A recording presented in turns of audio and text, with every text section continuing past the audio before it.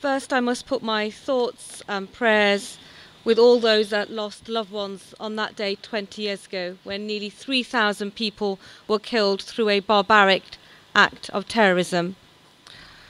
I was trying to work out what to say to you today, and I thought the best thing I can do is describe where I was and how I felt 20 years ago. With the towers going down, I was sitting in the BBC World Service. I was surrounded by TV screens, and I was getting calls from colleagues all over the world, colleagues who talk for a living, normally in front of a camera to explain the news, but they were at a loss for words. 9/11 was both in slow motion and in super fast speed, and it was incredibly difficult to explain to colleagues from around the world who were calling in, whether they were calling in from countries whose future has changed because of 9/11, from the Middle East to Pakistan, Afghanistan to New York.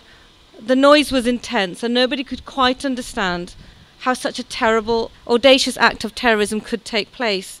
But it did, and for most of us, there was life before 9/11 and life since 9/11.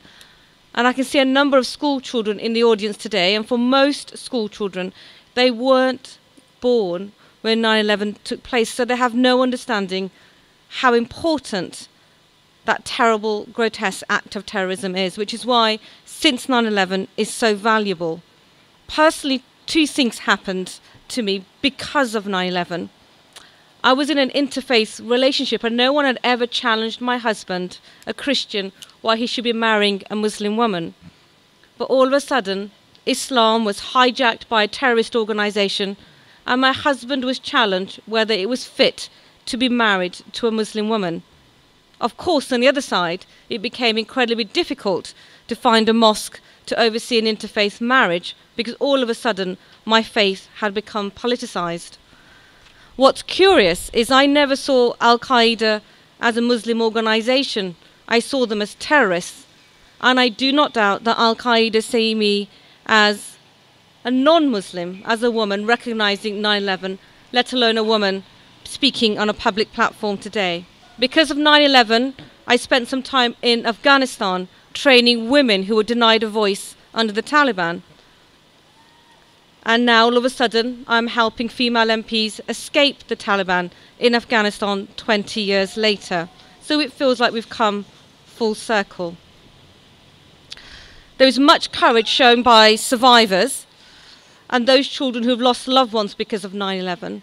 We must show the same courage to challenge and undermine fundamentalism and violent extremism in all its forms.